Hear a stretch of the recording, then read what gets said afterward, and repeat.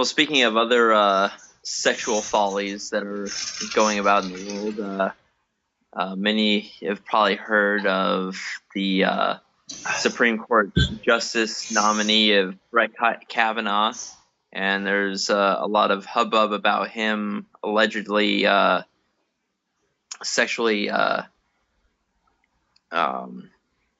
know, I don't know if it was like it was a attempted rape. I think it's being categorized as an assault with maybe an attempt to rape. Yeah. So some sort of sexual assault that allegedly took place some 35 years ago. And yeah, so all the Me Too people are out, and it's kind of gumming up the works.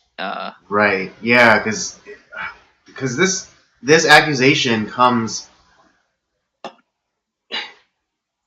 Essentially, at the 11th hour. It has all the hallmarks of an 11th hour like Hail Mary play, because it's like before this accusation came out, it was all but certain that he would be confirmed, all but certain. Yeah. But then all of a sudden, this accusation comes out, and all of a sudden it's like, oh, slam on the brakes. We need more time. We need to hear this out. We need to hear from the accuser. We need to. We need to do more deliberation, more, we need to talk about this a little bit more then. But, but I don't know how anyone can take this accusation seriously. I mean, just like, because given the context of when it came out, like, here's this guy he is about to be confirmed, no doubt about it, because there's nothing that, the Democratic senators could have done. He was like, he answered all their questions. He was being, courteous and professional and all that. So there's no way that he was not going to get confirmed. And then all of a sudden, this accusation comes out that apparently, California Senator Dianne Feinstein was sitting on for about like 3 months or so. Yeah. And now, I don't know if it was necessarily her that that brought it up, or if she, if it was like leaked. She's believed to have probably been the one that leaked it to the press. Right. And let's first off say, like, no one on this show is advocating like, yeah, rape, woo, no one's one's saying that. No one's saying that. As far as we know, there have been other things of this nature that have happened that certainly have been credible, and I'm not saying that for all we know, maybe she is telling the truth. We don't know. But here's where it feels a little dubious to me, and I don't know if this is necessarily something that the woman that is saying that this happened to her with Brett Kavanaugh, if she's necessarily complicit in all this, or if it's just more of she who knows? She might not necessarily be an antagonist in this story. Mm-hmm. But here's where it gets a little weird. You have Senator Feinstein, one of the more deplorable people in politics, who allegedly had this information for 3 months, didn't say anything to anybody, didn't say anything to the rest of the senators, didn't say anything to any authorities, what have you. And then just before it's time to make the vote, then all of a sudden she leaks this information. So there's one suspicious factor. Number two is that what I also find disturbing is this lady cannot recall a time or a date or any sort of corroborating evidence as to when and where this actually happened, or what actually. I mean, other than the supposed actions that occurred against her. She can't even remember exactly how many people were there or involved. So that's seems a little strange to me. And so with so little evidence and so you're giving something so vague, where it's like, well, the guy can't really confirm or deny anything because you yourself don't even know when and where this actually occurred. You're just giving kind of a vague time period and of this vague party that occurred could be anywhere, and it just seems a little odd to me. And something that I felt kind of summed up a little bit of how I feel on this situation is, you look at someone in the case of like Juanita Broderick, who was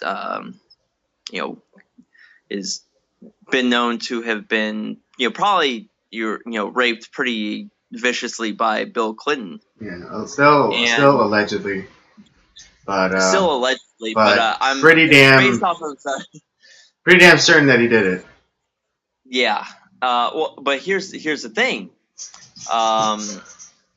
is that she after it happened, she was she said she was threatened by Hillary Clinton. That doesn't surprise me. But she did tell her friends right afterwards, even though she told them, it's like, hey, but I'm. There were circumstances that she was scared to kind of let it go public, but she told people. Her friends saw her, bloodied and in tears, and there's also she gave a specific date, time, and place where it had occurred. So there's that. And there's also a huge slew of other credible accusations made against Bill Clinton, from other women.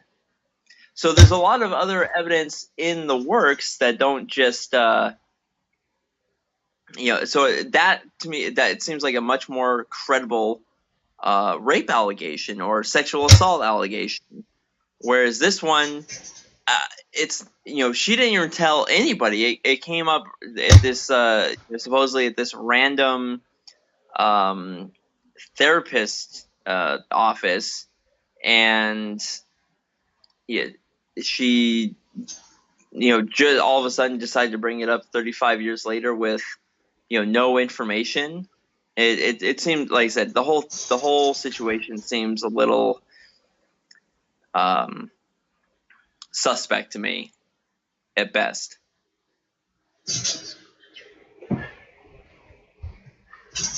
Right. Exactly.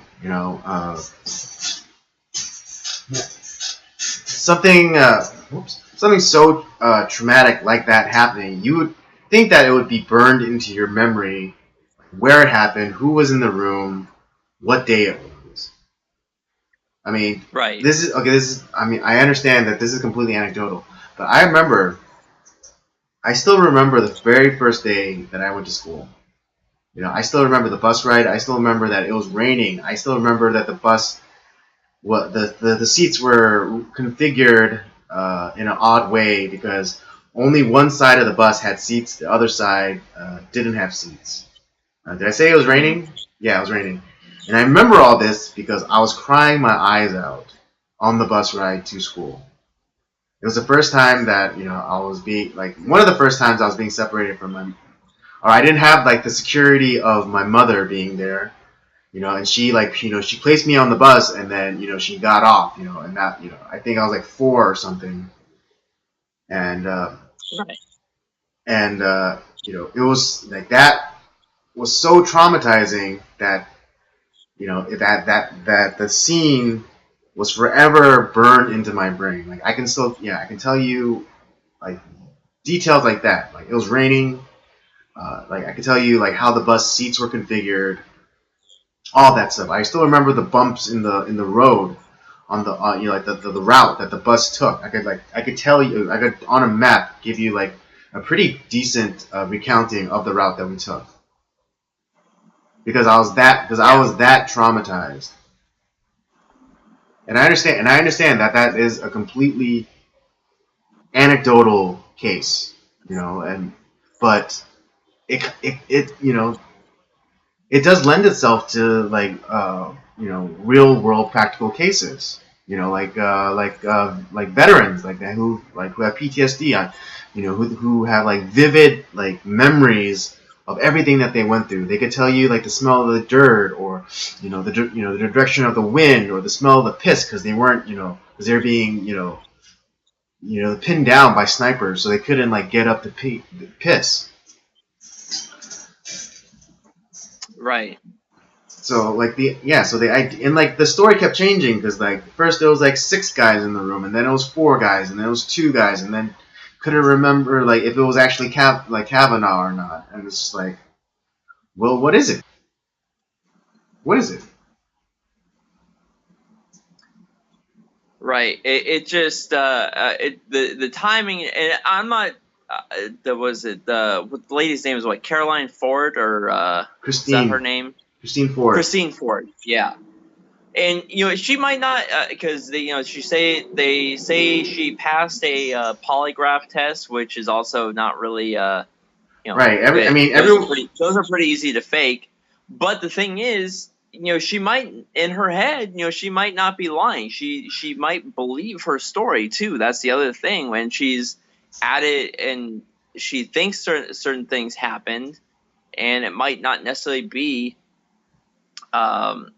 exactly what happened, but she has believed it for so long, or said and kind of created this memory that doesn't exist. Right.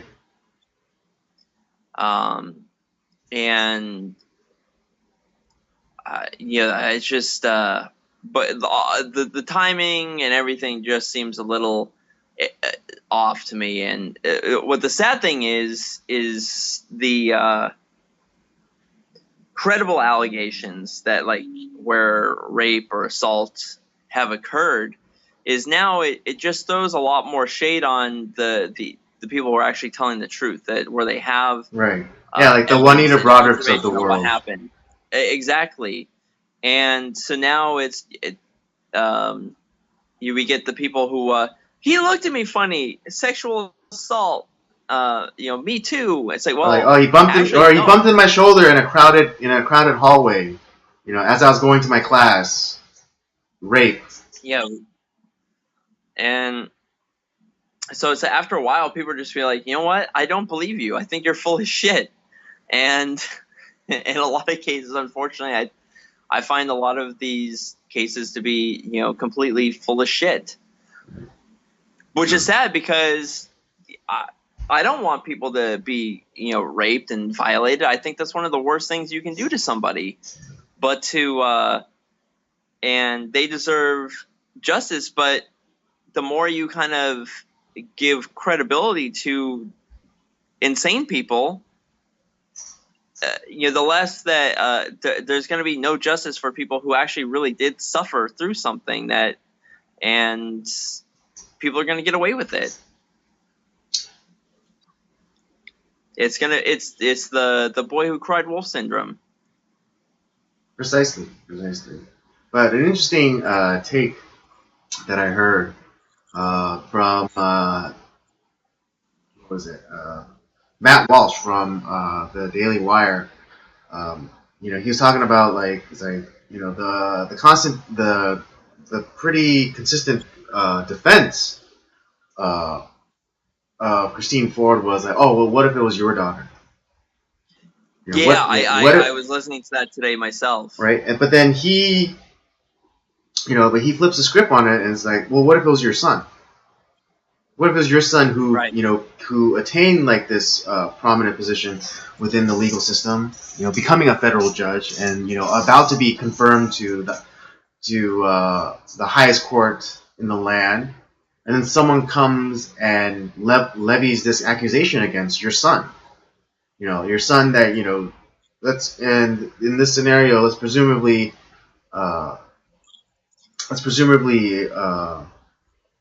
afford the notion that you raised them right. Yeah. And and you did, and you did right by him, but all of a sudden, this woman comes and again levies this accusation on your son, and there are again examples of this, destroying men's lives, like the Duke lacrosse boys. They weren't given any due process. They were just kicked out of school, and their reputations were tarnished forever. That kid involving Emma Sulkowicz, Mattress Girl at Columbia. Again, same thing happened to him. He was just kicked out of school. No due process. His reputation was tarnished, even though it came out that she was lying about it. And the National Organization of Women gave her a freaking award for her lies. Oh, it was complete horseshit. Right, yeah. I think she's one of the most deplorable people on the planet for doing something like that. Exactly. And then it was funny because then she, like her carrying her mattress around was supposed to be like her performance piece. The mattress that she was supposedly raped on. But then, like, she, for like another project, or like maybe for her thesis, she basically made a porn. She made a porn. Like, she set up cameras. She had sex with a guy on camera, and she was like saying, oh, only part of this video has consent.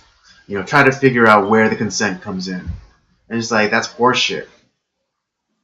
Because consent, because once consent is given, you can't just take it away.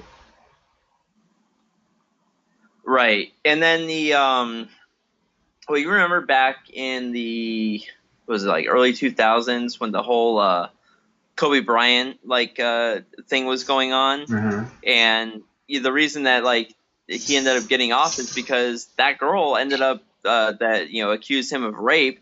Well, she also had a bunch of other people's baby batter. She had been having sex with a bunch of other people that night, and that was consensual. And it's like, well, how is it it just her whole story kind of fell apart. Right. Yeah. Let's to put it mildly, she had a reputation. Right. Think Village Bicycle.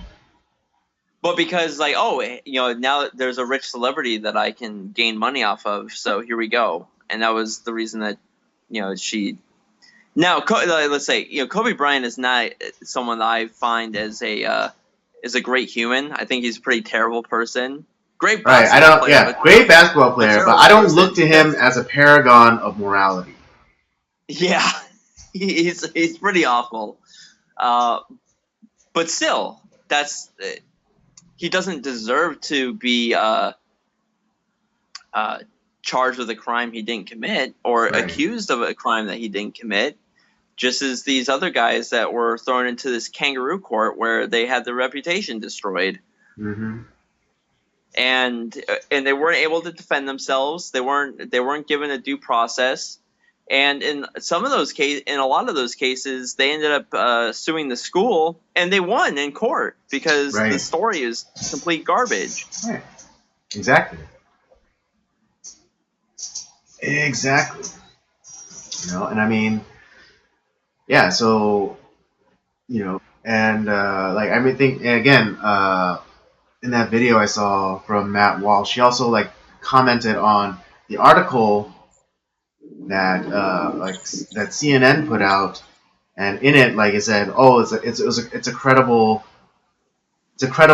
accusation, and he was pointing out well, that's just a euphemism for saying that he's guilty. Yeah. Hardly unbiased.